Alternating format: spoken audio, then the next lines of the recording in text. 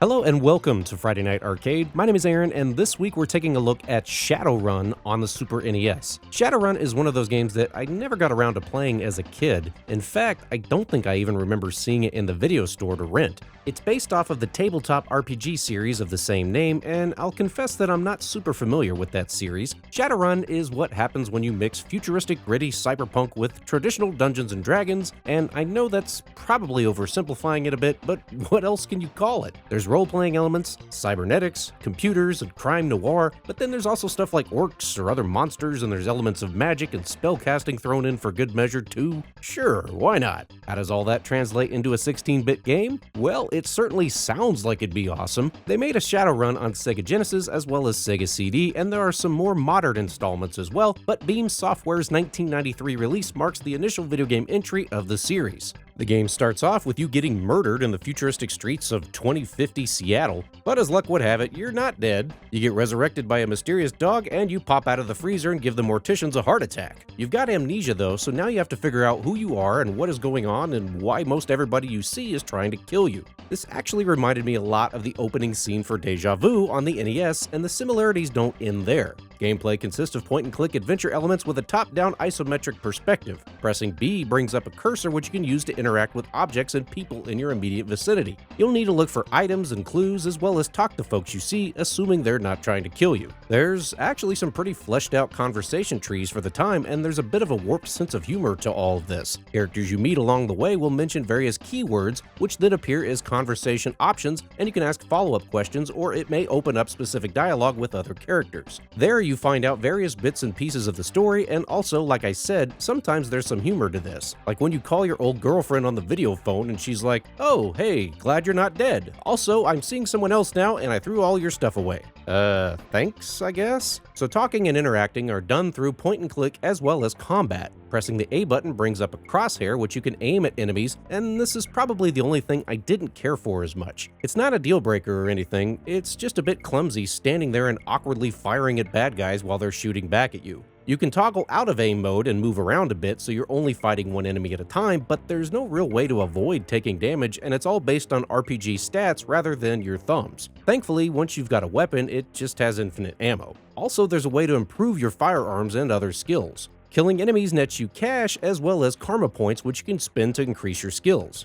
Beds act as save points, and every time you sleep, you'll have the option to save your game as well as improve your character's skills, and I recommend maxing out firearm skills as soon as you can just to make life easier. There's also a charisma stat that makes you better at haggling so you can get cheaper prices on items, which is helpful. Another thing to make life, and specifically combat, easier is you can hire people to join up with you and form a party. You can also learn spells which function the same way as firearms, except you bring up the spell targeting by pressing X. So that's basically what you do in this game. Go around talking to folks, finding items or clues, hacking into computers.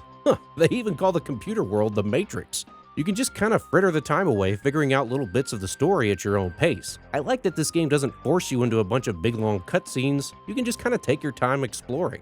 The areas all kind of look the same, but it's supposed to be a gritty future like something out of Blade Runner, and I like the overall aesthetic as well as the little faces they use for the characters, even if some of them get used more than once.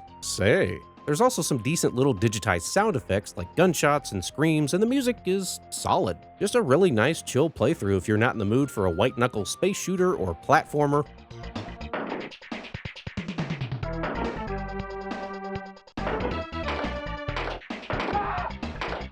Admittedly, this game may not be for everyone. I love point-and-click adventures, so I'm a bit more patient with something like this, but the controls can be a bit clunky at first, especially the clumsy combat system. But honestly, after like an hour or two, it all becomes second nature, and it's worth putting the time in to get the hang of it because it's an otherwise genuinely fun gaming experience.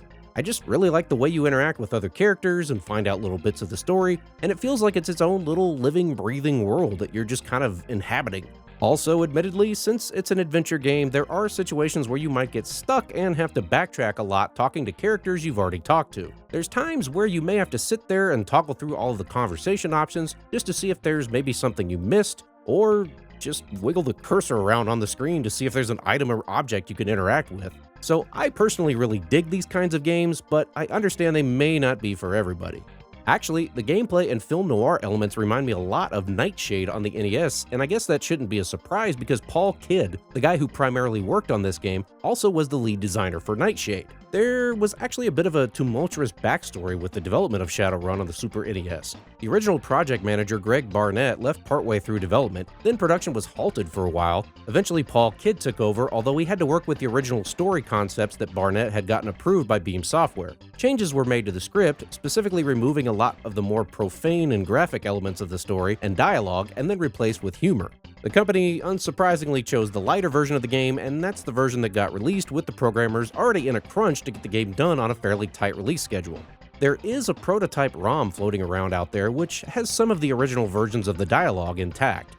It seems to be an even split as to whether fans prefer the Super NES version of the game compared to the Genesis version, which was made by a completely different developer and is said to follow the original darker Shadowrun tabletop RPG story a lot more closely and contain more adult themes. I'll come back around and review the Sega version at some point, but for now, honestly, I still really like the Super NES version. If you're in the mood for a 16-bit RPG and want to try something completely different, do give this one a look sometime, and like I said, just be patient with learning the control scheme and eventually it will just become second nature. Unfortunately, since this game sold so poorly on its initial release, it is a bit on the rare side, and loose copies tend to go for $50 on up, but I do recommend finding a way to play this one any way you can. As always, thank you for watching, please don't text and drive, and I'll see you next time on Friday Night Arcade.